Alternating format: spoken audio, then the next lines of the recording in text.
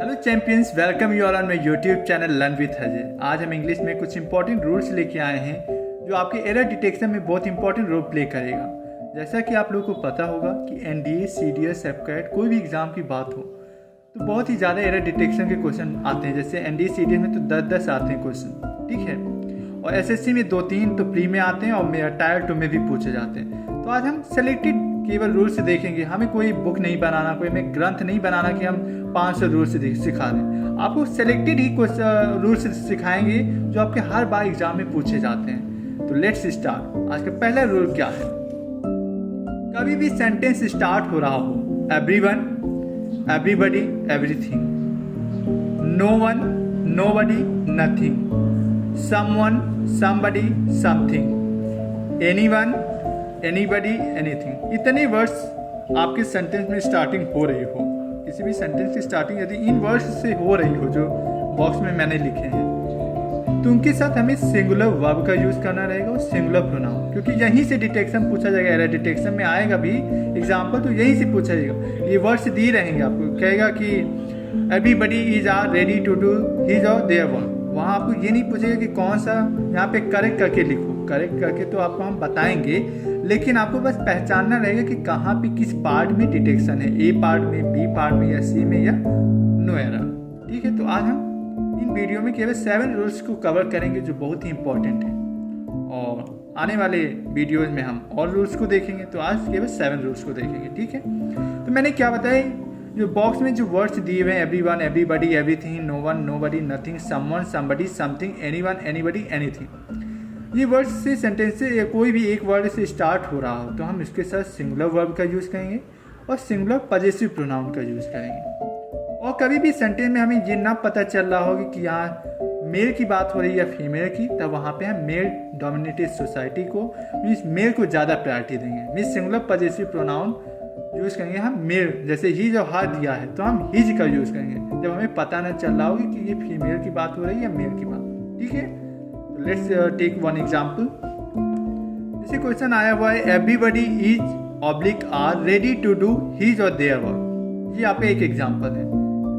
मैंने क्या बताया था कि एवरीबडी के साथ इज लगेगा या आर लगेगा, आपको बताना है। मैंने क्या बताया था कि ये वर्ड्स स्टार्ट हो रहे हों, जो गिवन वर्ड्स हैं इनसे सेंटेंस स्टार्ट हो रहा हो तो हमें सिंगुलर वर्ब का यूज़ करना है। तो इज होगा या आर, तो इज सही होगा। फिर मैंने क्या बताया, सिंगुलर प्रोनाउन का यूज होगा, मीन सिंगुलर पॉजेसिव प्रोनाउन, तो हिज होगा या देयर होगा, तो हिज। तो अब सेंटेंस क्या बन जाएगा, everybody is ready to do his work, ना कि देयर वर्क। देयर का यूज नहीं करेंगे, ठीक है। सेकेंड एग्जांपल ले लेते हैं, समबडी वाज प्रेजेंट डैश था, वारंट दे होगा या वॉजेंट डे होगा, वॉजेंट इट होगा। इस टाइप की ये क्वेश्चन टैग की बात हो रही है। क्वेश्चन टैग के लिए हमें कुछ रूल्स देखना। क्वेश्चन टैग क्या कहता है, जब भी पॉजिटिव सेंटेंस दिया हो तो उसका क्वेश्चन टैग निगेटिव बनता है, और जब निगेटिव क्वेश्चन टैग दिया रहेगा तो उसका पॉजिटिव बनेगा क्वेश्चन टैग। कोई भी सेंटेंस यदि पॉजिटिव है तो उसका क्वेश्चन टैग निगेटिव बनेगा। कोई निगेटिव है सेंटेंस स्टार्टिंग हो रही है, निगेटिव वर्ड दिया हुआ है तो उसका क्वेश्चन टैग पॉजिटिव बनता है। तो इससे भी आते हैं क्वेश्चन, एफकैट में भी पूछे जाते हैं। तो इसका रूल से देख लेते हैं। यदि सेंटेंस समवन, समबडी, नोबडी, ये याद रखना, नोबडी पर्सन के लिए यूज होता है और नथिंग किसके लिए यूज होता है, थिंग्स के लिए,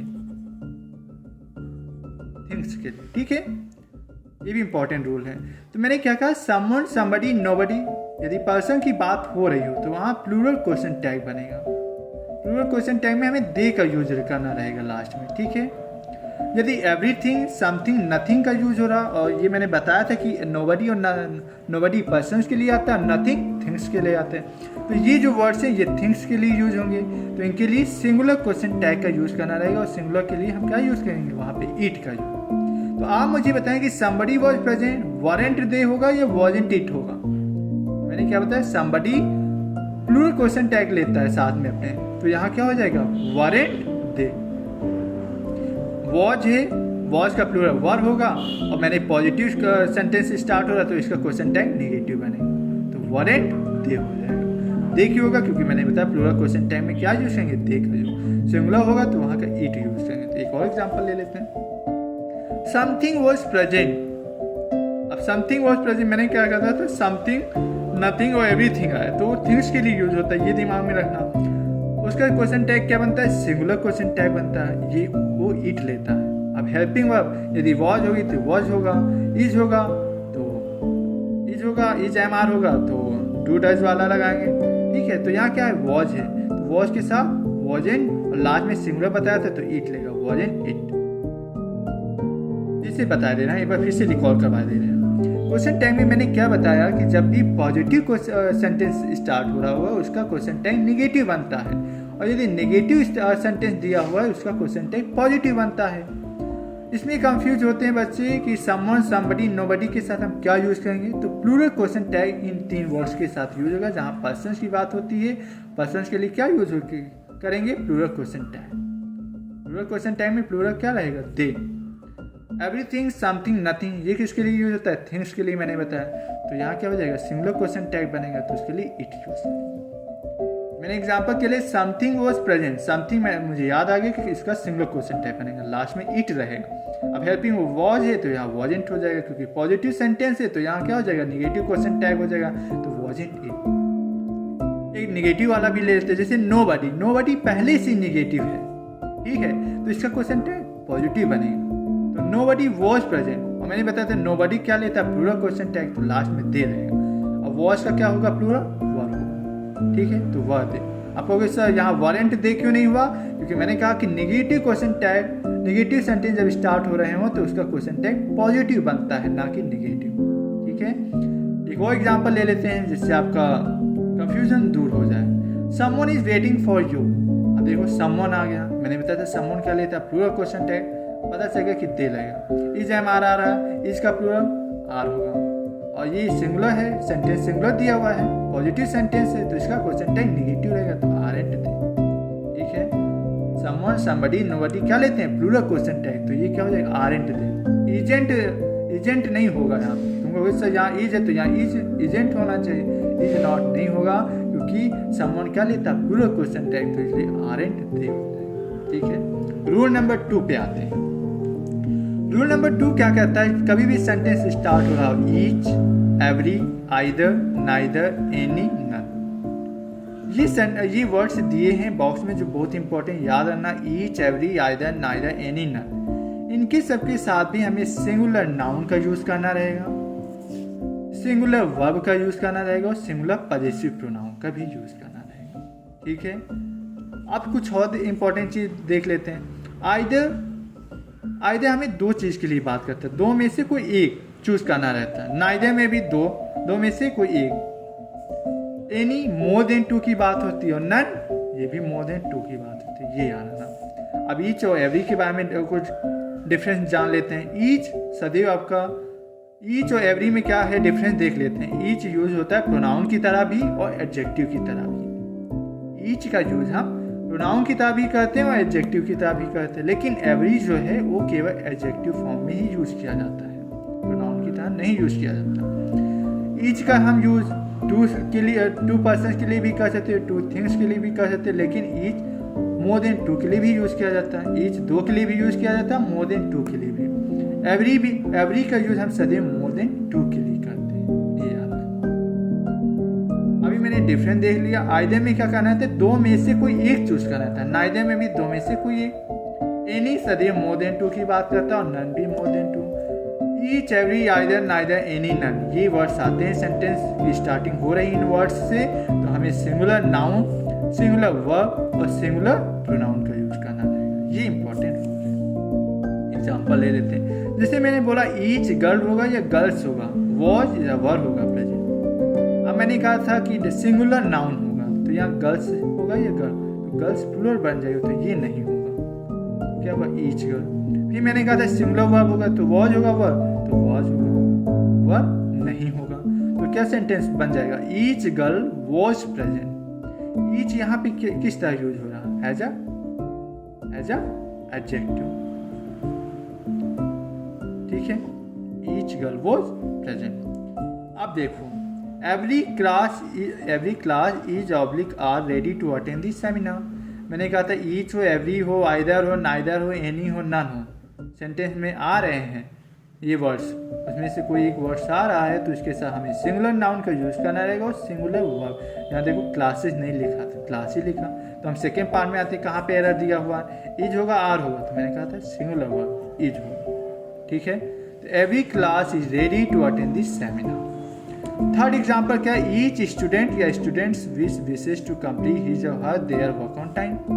अब देखो ईच स्टूडेंट होगा या स्टूडेंट्स, मैंने कहा था सिंगुलर नाउन होगा, तो यहाँ क्या हो जाएगा स्टूडेंट, ईच के साथ सिंगुलर नाउन। अब आता है वर्ब की बात, यहाँ विश होगा विशे, अब वर्ब में क्या होता है सिंगुलर, तो विशेष हो जाएगा, विश क्या हो जाएगा प्लूरल वर्ब हो जाएगी, तो हम नहीं करेंगे। To complete his her their work. अब मुझे देखो इसमें पता नहीं चला कि ईच स्टूडेंट में जो बात हो रही हो एक बॉय की बात हो रही है गर्ल की, इस हमें जेंडर जब क्लियर नहीं होता तब हम मेल डोमिनेटेड पार्ट को ज़्यादा प्रायोरिटी देते हैं, तो यहाँ क्या हो जाएगा हिज। कभी भी हमें जब जेंडर क्लियर ना हो तो हम मेल डोमिनेटेड पार्ट को ज़्यादा देंगे प्रेफरेंस, तो यहाँ हिज हो जाएगा, हिज वर्क ऑन टाइम। तो क्या हो जाएगा, every student wishes to complete his work on time.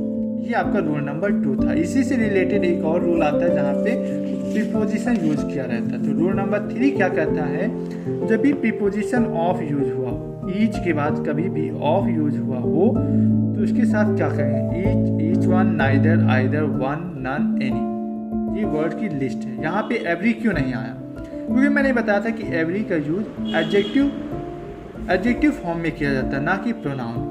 ठीक है, और ऑफ प्रीपोजिशन है तो ऑफ से पहले क्या आएगा, प्रोनाउन आएगा। ठीक है, ठीक है, एवरी यहाँ नहीं लिखा, लिस्ट में देख लो, each one, neither, either, one, none, any. Every यहाँ नहीं लिखा क्योंकि एवरी एडजेक्टिव फॉर्म में यूज किया जाता है। फिर उसके बाद क्या देखेंगे, ऑफ दिया रहेगा। कभी भी सेंटेंस के स्टार्टिंग इन वर्ड्स से हो उसके बाद प्रीपोजिशन दिया हो ऑफ, या दा प्लस प्लूरल नाउन दिया हो या qualifying word plus plural noun दिया हो। यदि ये नहीं दिया होगा तो प्लूरल प्रोनाउन ही केवल लिखा होगा। इतना पार्ट आपको चेक करना रहेगा सेंटेंस में। यदि इससे स्टार्ट हो रहा हो इन वर्ड से, प्लस ऑफ हो, प्लस दा प्लस प्लूरल नाउन दिया हो, तो उसके साथ हमें वर्ब क्या, अब बच्चे घबरा जाएंगे प्लूरल नाउन है तो वर्ब प्लूरल होगी, लेकिन ये रूल है ग्रामर का। वो लोग क्या करते हैं, ग्रामर के रूल्स याद नहीं करते हैं, सीखते नहीं, वो कहेंगे अरे जब भी हमें पढ़ने में अटपटा जहाँ लगेगा जिस पार्ट में वहाँ एरर होगा। ऐसा कुछ नहीं है, कुछ ऐसे रूल्स है। अब देखो प्लूरल नाउन के साथ हम प्लूरल वर्ब की यूज करेंगे, लेकिन रूल क्या कहता है कि प्लूरल नाउन तो रहेगा लेकिन वर्ब कैसी रहेगी, सिंगुलर वर्ब रहेगी और सिंगुलर पॉजिटिव प्रोनाउन भी रहता है। ये याद रखना। कभी भी सेंटेंस ऑफ से हो लेकिन प्लूरल नाउन देख के बच्चे सोचते हैं कि प्लूरल वर्ब होगी, लेकिन ऐसा कुछ नहीं है। यहाँ पे सिंगुलर वर्ब रहेगा, ये याद रखना रूल है। इसलिए मैं ज़्यादा फोर्स दे रहा हूँ कि सिंगुलर वर्ब रहेगा, ना कि प्लूरल वर्ब। एग्जाम्पल देख लेते हैं, each of the girls was verb present. देखो गर्ल्स क्या है, प्लूरल नाउन है, द है क्वालिफाइंग वर्ड, द आर्टिकल लगा हुआ, द ऑफ प्रीपोजिशन, और ईच क्या है। अब देखो ये भी नाउन हो गया। यदि ये नाउन या प्रोनाउन कोई पहले उससे, ये भी मैंने मान लिया कि प्रोनाउन है, ठीक है, पहले से मान लें, और ये भी प्रोनाउन, ये भी नाउन है, ठीक है, ठीक है, और उससे पहले क्वालिफाइंग के लिए द आएगा।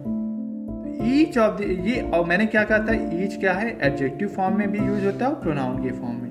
तो आपको समझ में क्या आया कि ईच हो, ईच वन हो, neither, either, one, none, any हो, उसके बाद ऑफ दिया है, द गर्ल्स से द देख लिया, प्लूरल प्रोनाउन देख लिया, प्लूरल नाउन देख लिया, ठीक है।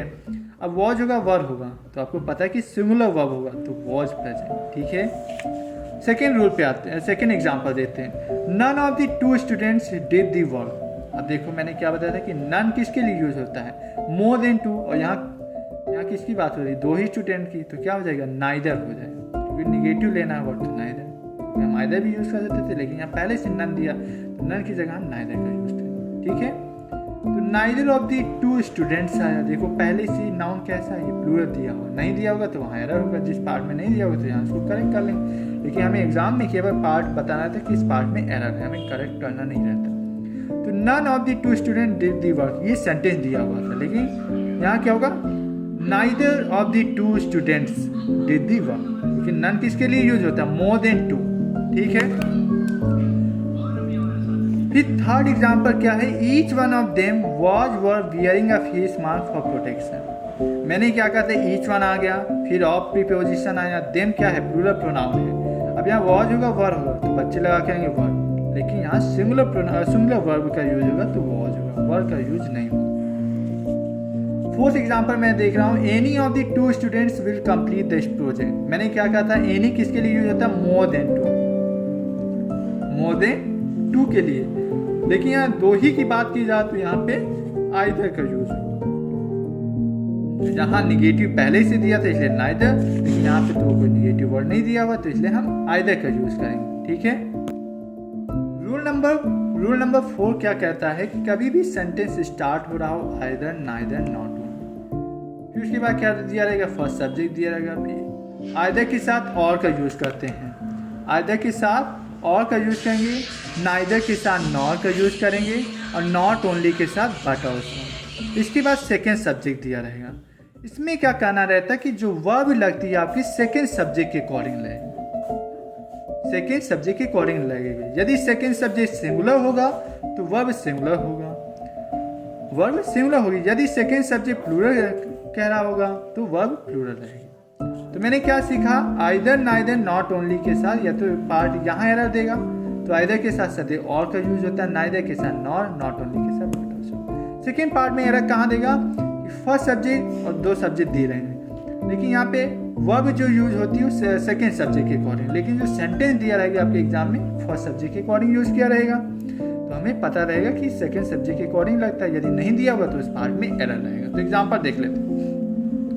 Not only her father but also her husband find her selfish. अब देखो नॉट ओनली के साथ मैंने क्या चेक किया, बट ऑल्सो दिया है, ये याद रखना, नॉट ओनली हर फादर, तो यहाँ बट ऑल्सो के बाद same speech, same part of speech चलेगा यहाँ पे। ठीक है, तो हर फादर, यहाँ भी हर हस्बैंड, इतना पार्ट मैंने देख लिया, सब सही। अब मैंने क्या कहा था कि वर्ब जो लगेगी सेकेंड सब्जेक्ट के अकॉर्डिंग लगेगी। अब सेकेंड सब्जेक्ट क्या है, हर हस्बैंड, मिस सिंगुलर की बात हो रही है तो यहाँ फाइंड नहीं होगा, यहाँ फाइंड की जगह क्या हो जाएगा, फाइंड, सिंगुलर वर्ब लगेगा। ठीक है, क्योंकि हस्बैंड क्या है, सिंगुलर, सेकेंड सब्जेक्ट के अकॉर्डिंग होती है। सेकेंड क्या देखा, नाइदर द कलर और the size of the cloth suits या सूट मी। अब मैंने क्या कहा था कि नाइदर के साथ सदैव और का यूज नहीं करते, वहाँ पे नॉर का यूज करते हैं। देखा, यहाँ एरर दिया है।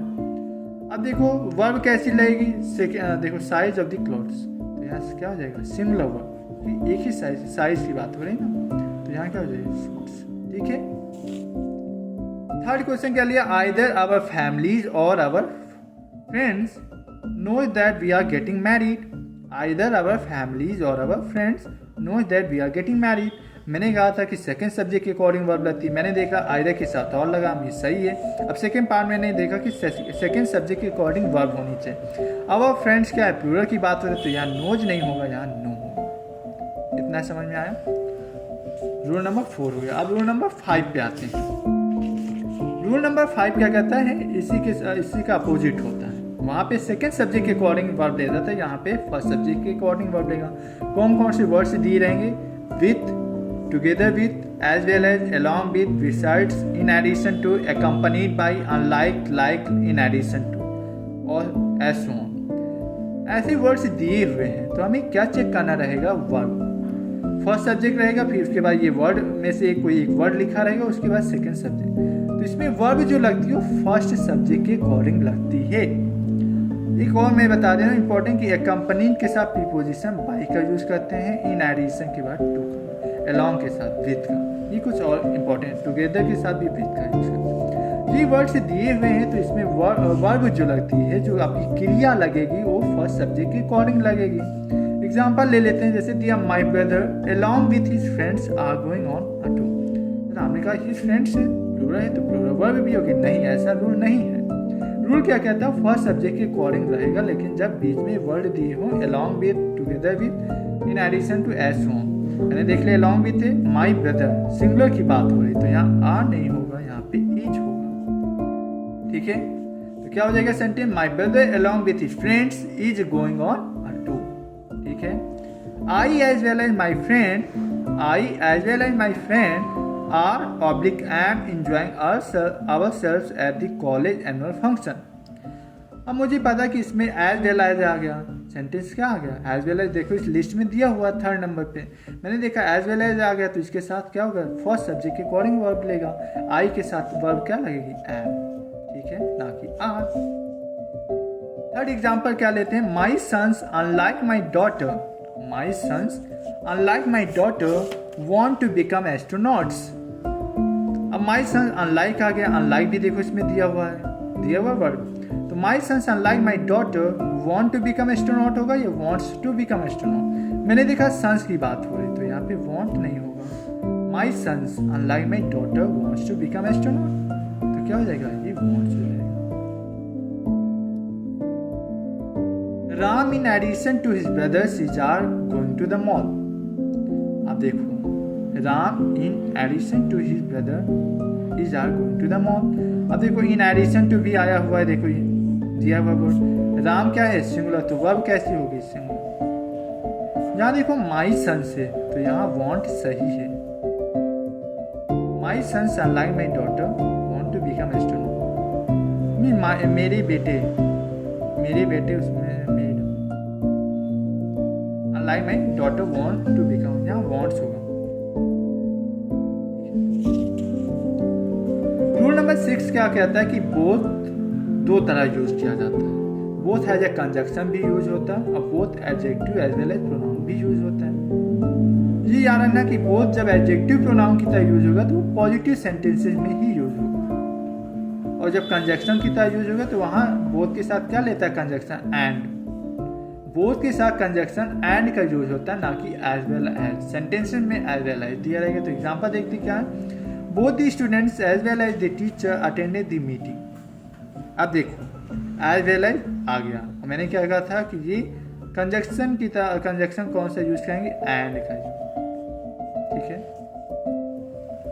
फिर सेकेंड एग्जाम्पल क्या, बोथ वर प्रेजेंट। अब बोथ मैंने क्या कहा था, प्रोनाउन की तरह भी यूज होता है, बोथ वर प्रेजेंट, तो ये सही है sir. Both the students were present. अब देखो यहाँ स्टूडेंट भी प्रोनाउन, ये भी प्रोनाउन, तो एक साथ तो दो प्रोनाउन नहीं यूज किए जाते, तो ये एडजेक्टिव की तरह यूज हो रहा है। तो यहाँ पे ये क्या हो रहा है, एडजेक्टिव की तरह यूज हो रहा है, ठीक है। Both the students were present, यहाँ पे एडजेक्टिव की तरह यूज हो रहा है, यहाँ पे प्रोनाउन की तरह।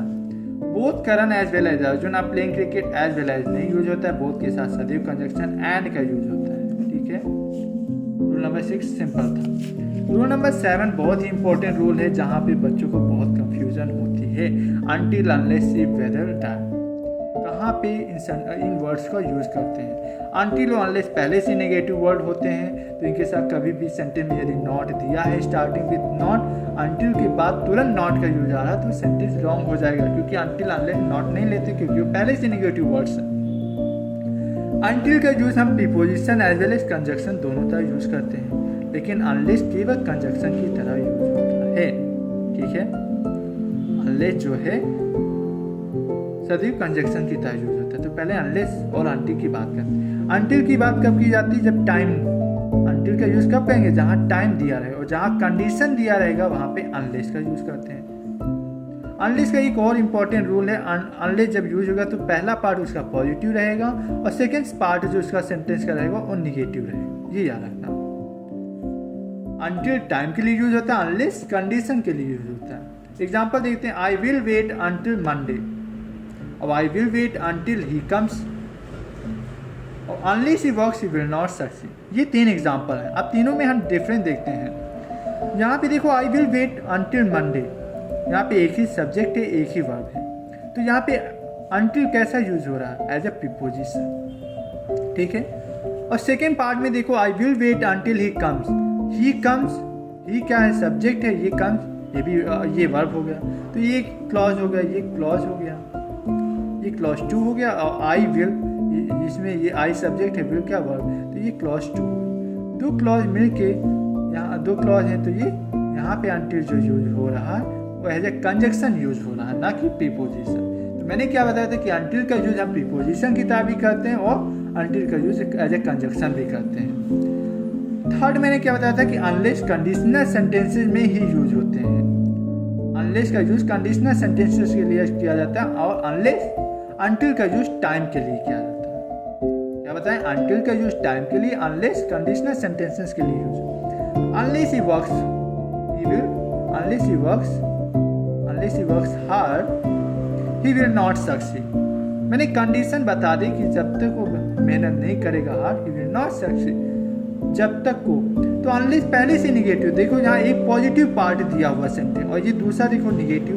तो मैंने क्या कहा था, एक इंपॉर्टेंट रूल मैंने क्या बताया कि अनलेस में जो पार्ट दिए रहेंगे सेंटेंस के, एक पार्ट उसका पॉजिटिव रहेगा, दूसरा निगेटिव। पहली पार्ट में कभी भी निगेटिव का यूज नहीं होगा। यदि दिया भी हुआ है गलती से तो वहां पे वो एरर हो जाएगा। अब हम इफ की बात करते हैं। इफ का यूज हम कंडीशन की तरह भी करते हैं एज और सेकेंड डाउट या अनसर्टेनिटी जब हो तब भी यूज करते हैं। इफ का यूज कंडीशनल सेंटेंसेस के लिए भी करते हैं और डाउट प्लस अनसर्टेनिटी। आप कहोगे सर इफ का यूज कंडीशन है, अनलेस भी बताया आपने कंडीशन, तो क्या डिफरेंस है, हम कैसे जान पाएंगे कि इफ का यूज कब करेंगे और अनलेस का। ये याद रखना, इफ जो होता है उसका दोनों पार्ट यदि तो या तो पॉजिटिव रहेंगे या तो दोनों पार्ट निगेटिव रहेंगे। ठीक है, मैंने क्या कहा, इफ का या तो दोनों पार्ट पॉजिटिव रहेगा या तो दोनों पार्ट निगेटिव रहेगा, ये नहीं रहेगा। और अनलेस में मैंने क्या कहा, तो एक पार्ट पॉजिटिव तो दूसरा निगेटिव, ये डिफरेंस है। यहाँ से हमें पता चल जाएगा इस सेंटेंस के अकॉर्डिंग देख करके कि हम इफ का यूज करेंगे या अनलेस का यूज करेंगे। और इफ का यूज डाउट के लिए भी किया जाता है, मीन्स अनसर्टेनिटी जहाँ रहेगी वहाँ भी इफ का यूज करते हैं। और इफ का यूज इमेजिनेशन के लिए भी किया जाता है। Let's start, take one example, if he comes I will go. एक और बात बता दे रहा हूँ कि कभी भी दोनों पार्ट में विल का यूज नहीं किया जाएगा यदि इफ दिया हुआ है as a condition. If he comes I will go, देखो इफ यहाँ पे क्या है, जब वो आएगा आई विल तब मैं जाऊंगा। तो इफ क्या है, एज ए कंडीशन यहाँ है। आई don't know if he will कम, यहाँ पे हमें क्या हो गया, डाउट हो रहा कि वो इफ ही विल कम, मुझे नहीं पता कि मैं नहीं जानता कि वो आएगा या नहीं आएगा, मीन्स डाउट है। तो यहाँ पे इफ कैसा ट्रीट हो रहा है, as a doubt, means doubt के लिए यहाँ पे है और यहाँ पे इफ कंडीशन के लिए। ठीक है, अब कंडीशनल सेंटेंसेस के कुछ रूल्स हैं, उनको भी देख लेते हैं। इफ के साथ यदि विल, लोग कहेंगे सर विल का यूज हम क्यों नहीं करते कंडीशनल सेंटेंस में, दोनों पार्ट में नहीं करते, क्यों नहीं करते ये भी देखो। एक पार्ट यदि पॉजिटिव है, प्रेजेंट इंडेफिनिट की बात हो रही है, दूसरा पार्ट में हम विल का यूज कर सकते हैं। यदि पास्ट की बात हो रही, पास्ट इंडेफिनिट की, तो सेकेंड पार्ट में हम वुड लगाएंगे। थर्ड रूल क्या कहता है, यदि पास्ट परफेक्ट की बात हो रही, पास्ट परफेक्ट की बात हो रही, पास्ट परफेक्ट क्या कहता है कि subject plus had plus verb की third form, subject plus verb की हैड प्लस वर्ब की थर्ड फॉर्म रहती है। हैड के बाद वर्ब की थर्ड फॉर्म आएगी। और पास्ट इंडेफिनिट क्या कहता है, सब्जेक्ट प्लस वर्ब की सेकेंड फॉर्म रहेगी, या तो डिड की बात हो रहा है तो वर्ब की फर्स्ट फॉर्म रहेगी। ये आपके यहाँ पे हम सेंटेंस टेंस के भी पार्ट को कवर कर रहे हैं, ये भी ध्यान रखना। तो मैंने क्या कहा था कि दोनों पार्ट में हम विल का यूज नहीं कर सकते, मीन्स इफ यदि दिया है फर्स्ट पार्ट में और उसके साथ विल का यूज किया तो वहाँ एरर हो जाएगा। प्रेजेंट इंडेफिनिट क्या कहता है, यदि सब्जेक्ट सिंगुलर है तो जो वर्ब लगेगी उसमें एस और ईएस लग जाता है, तो यहाँ क्या हो जाएगा, इफ ही कम्स हो जाएगा, क्योंकि ही क्या है, सिंगुलर है। तो यहाँ if he comes I will go, means second part में आप विल लगा सकते हो। ठीक है, सेकेंड मैंने क्या कहा था, past indefinite, if she came to Lucknow, यहाँ पे केम आया, ये वर्ब की सेकेंड फॉर्म है, तो मुझे पता चलेगा कि ये पास्ट इंडेफिनिट की बात हो। पास्ट इंडेफिनिट में मैंने क्या कहा था कि सेकेंड पार्ट में वुड लगेगा, यहाँ पे विल नहीं लगेगा, यहाँ पे क्या लगेगा, वुड प्लस वर्ब की फर्स्ट फॉर्म लगेगी। थर्ड मैंने क्या बताया था कि पास्ट परफेक्ट दिया है यदि इफ के साथ, जैसे इफ यू हैड कॉल्ड, यहाँ हैड है प्लस वर्ब की थर्ड फॉर्म है, ये कॉल की थर्ड फॉर्म क्या होती है, कॉल्ड होती है। तो if you had called me, मैंने सेकेंड पार्ट में क्या कहा था, वुड हैव लगेगी, वुड हैव प्लस वर्ब की थर्ड। ये ध्यान में रखना, माइंड में रिकॉल कर लो भाई, यदि प्रेजेंट इंडेफिनिट की बात हो रही तो सेकेंड पार्ट में विल यूज होगा। पास्ट इंडेफिनिट की बात हो रही, मीन्स वर्ब की सेकेंड फॉर्म की बात हो रही, तो सेकेंड पार्ट में इसके वुड रहेगा, वुड प्लस वर्ब की फर्स्ट फॉर्म। थर्ड मैंने रूल बताया कंडीशनल सेंटेंस का कि सेंटेंस यदि इफ से स्टार्ट हो रहा, उसकी पार्ट में यदि हैड प्लस V3 है, मीन्स पास्ट परफेक्ट की बात हो रही, तो उसका जो सेकेंड पार्ट है वहाँ पे वुड हैव प्लस V3 रहेगा। ये इंपॉर्टेंट रूल है। तो अब मैंने क्या देखा, if she came to Lucknow she would get the job, मैंने वुड देख लिया, केम लगी, ये सेंटेंस सही हो गया, no error. If you third conditional sentences का रूल क्या देखा कि इफ से स्टार्ट हो रहा हो, हैड प्लस वर्ब की थर्ड फॉर्म है, तो यहाँ पे क्या चेक करना रहेगा, would plus have plus verb, ये third form would have told भी सही है। एक इमेजिनेशन सेंटेंस होता है कि इफ की, जब इमेजिनेशन की बात हो, इफ आई वॉज वर, यहाँ पे एरर रहता कि यहाँ पे वॉज रहेगा, ये यार ना, यदि इमेजिनेशन की बात हो रही हो वहाँ पे वर सही रहेगा ना कि वॉज, चाहे वो सिंगुलर हो चाहे प्लूरल हो, डजेंट मैटर। इफ के साथ यदि इफ या इमेजिनेशन की बात हो रही तो वहाँ पे वर का यूज किया जाता है, ये याद रखना। ये बहुत इंपॉर्टेंट रूल है कि इमेजिनेशन की बात जब हो रही हो, सेंटेंस इफ से स्टार्ट हो रहा हो, वहाँ पे वर का यूज करते हैं। If I were the prime minister of India I would take action for the development of agriculture fields, में वर का यूज होगा ना कि वॉज का यूज। फिर मैंने अनटिल देख लिया, अनलेस देख लिया, इफ देख लिया। इफ का यूज डाउट के लिए भी किया जाता है और कंडीशनल सेंटेंस में भी इफ का यूज किया।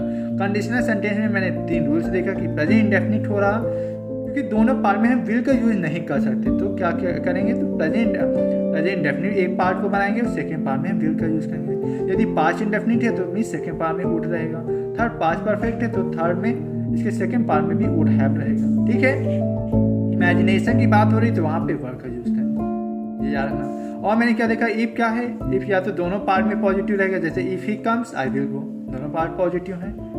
If you had called me I would have told you about it, ये दोनों पॉजिटिव, या तो दोनों पॉजिटिव रहेंगे या तो दोनों निगेटिव।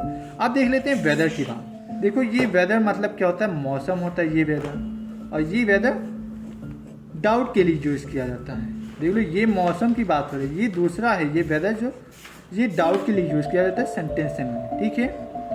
और डैट का यूज सर्टेनिटी के लिए।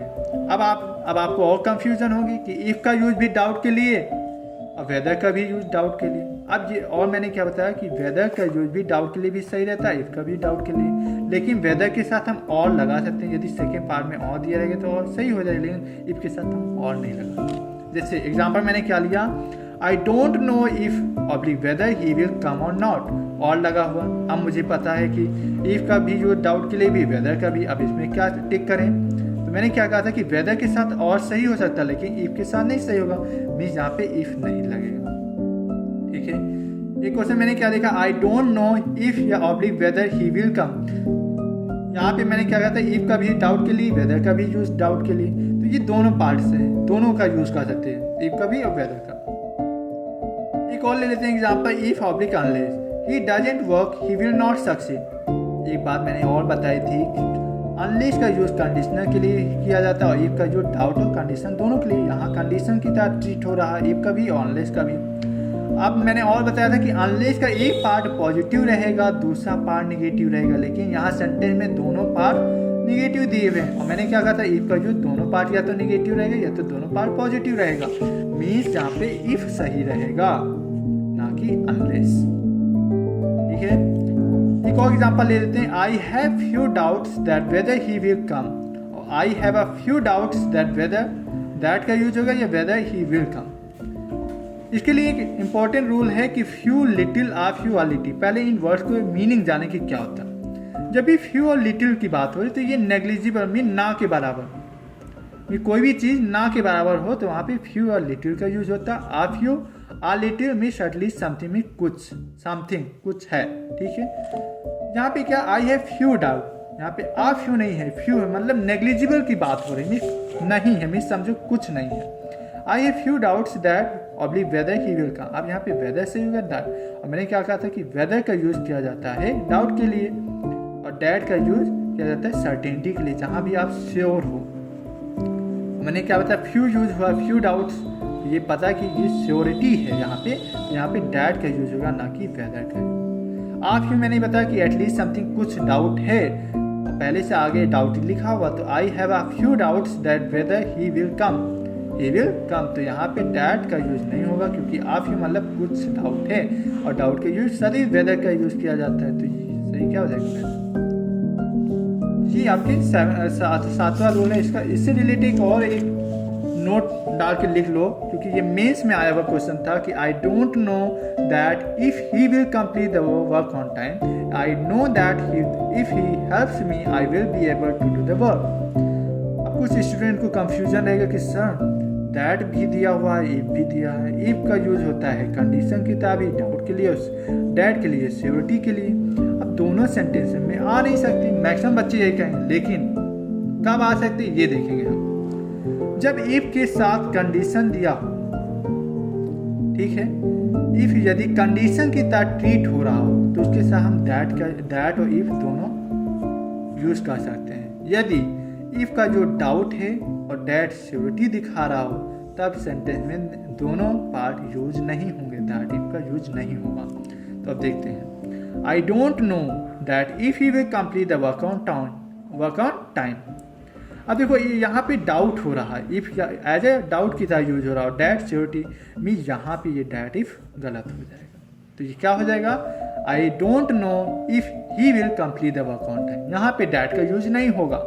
लेकिन सेकेंड एग्जाम्पल में मैंने क्या देखा, I know that if he helps me I will be able to do the work. Means यदि वो हेल्प कर देगा तो मेरा काम, I will be able to, मैं अपना काम करने में सक्षम हो जाऊंगा, एबल हो जाऊंगा। तो यहाँ एज ए कंडीशन की तरह इफ का यूज हो रहा है। मीन्स यहाँ पे इफ क्या है, कंडीशन है, और डैट का यूज पता आपको सर्टेनिटी के लिए होता है। मीन्स यहाँ पे डैट इफ क्या हो जाएगा, सही हो जाएगा। मीन्स यहाँ पे नो एरर, ये नो एरर है, ठीक है। Until unless, that, if, whether, ये बहुत इंपॉर्टेंट, बच्चों को बहुत कंफ्यूजन होती है, पर फिर से रिकॉल करवा दे रहे हैं। Until मैंने देखा टाइम के लिए, Until किसके लिए, टाइम के लिए। Unless कंडीशन जहां दिया रहे। और मैंने क्या एक इंपॉर्टेंट रूल बताया था कि अनलेस के साथ एक पार्ट पॉजिटिव रहेगा, सेकेंड पार्ट नेगेटिव रहेगा। अनलेस के साथ अनटिल, ऑनली दोनों के साथ कभी भी फर्स्ट पार्ट में नेगेटिव वर्ड नहीं आ सकता, क्योंकि ये पहले से नेगेटिव होते हैं, यहाँ भी एरर आए हुए हैं, इसलिए मैं इंपॉर्टेंट पॉइंट्स को कवर करवा रहा हूँ। फिर मैंने देखा इफ, सर आपने कहा कि अनलेस का भी यूज कंडीशन की था, इफ का भी यूज कंडीशन की था भी किया जाता है, और इफ का यूज डाउट के लिए भी, अनसर्टेनिटी के लिए भी किया जाता है, ठीक है। तो सर हम कैसे जान पाएंगे कि अनलेस का यूज करें या इफ का यूज करें जब कंडीशन दिया रहेगा। तो मैंने कहा कि अनलेस में फर्स्ट पार्ट पॉजिटिव रहेगा, सेकेंड पार्ट नेगेटिव रहेगा, लेकिन इफ में दोनों पार्ट पॉजिटिव रहेंगे या तो दोनों पार्ट नेगेटिव रहेंगे, ये याद रखना। वेदर का यूज कब करते हैं, जब डाउट हो, ठीक है। वेदर के साथ हम और का भी यूज लगाते, लेकिन इफ के साथ और का यूज नहीं लगा सकते। जैसा एक क्वेश्चन मैंने देखा था कि I don't know if whether he will come or not. I don't know if oblique whether he will come or not, यहाँ पे और था तो यहाँ पे वेदर सही होगा, ना कि इफ। और मैंने क्या बताया कि ये दैट का यूज कब किया जाता है, जहाँ पे श्योरिटी हो, जहाँ पे सर्टेनिटी, जहाँ पे आप श्योर हो बिल्कुल कि हाँ ये काम होगा, तो आप वहाँ पे दैट का यूज करेंगे। और एक इम्पॉर्टेंट रूल मैंने नोट बना के क्या लिखवाया कि दैट और इफ का यूज दोनों एक साथ यूज किए जा सकते हैं या नहीं। तो उसके भी कंफ्यूजन को आपको मैंने दूर करवा दिया कि दैट इफ, यदि इफ का यूज कंडीशन की तरफ हो रहा तो आप दोनों का यूज कर सकते हो, लेकिन यदि इफ का यूज एज ए डाउट हो रहा है तो वहाँ पे विरोधाभास हो जाएगा, क्योंकि एक श्योरिटी के लिए है, एक श्योरिटी के लिए, एक डाउट के लिए, तो दोनों भाई बात क्या हो जाएगा, विरोधाभास हो जाएगा, ठीक है। तो यहाँ पे ये गलत हो जाएगा। तो यहाँ पे केवल इफ का यूज करेंगे कि I don't know if you will complete the work on time. कैसा लगा ये वीडियो मुझे कमेंट सेक्शन में ज़रूर बताइएगा, क्योंकि जिससे मैं आपको जान सकूं कि आपको ये इंपॉर्टेंट रूल्स समझ में आए या नहीं, क्योंकि मैं उन्हीं रूल्स को कवर करवा रहा हूँ जो एग्जाम में पूछे गए, जिनसे बार बार क्वेश्चन आ रहे हैं। 7 रूल्स तो हैं, लेकिन मैंने आपके बहुत ज़्यादा कंफ्यूजन को दूर करने का प्रयास किया हूँ, जो आपके एग्जाम के पॉइंट ऑफ व्यू से बहुत ही इंपॉर्टेंट है। कमेंट सेक्शन में ज़रूर बताएं वीडियो अच्छा लगा हो कि कैसा लगा आपको वीडियो, और अदर फ्रेंड्स को भी शेयर करो ये वीडियो, क्योंकि सबके लिए इंपॉर्टेंट हो, चाहे एनडी कैंडिडेट हो या सीडीएस का कैंडिडेट हो या कैट का हो। जिस एग्ज़ाम में इंग्लिश पूछी जाती है उस एग्ज़ाम में एरर डिटेक्शन के रूल्स ज़रूर आते हैं। तो ये भाई इंपॉर्टेंट रूल्स है। आप तुम्हें ये नहीं लगेगा कि अटपटा लग रहा तो यहाँ पे एरर, क्योंकि आपको रूल्स याद हो गए हैं, तो आप रूल्स से जान सकोगे किस पार्ट में एरर है। Thank you friends, bye bye.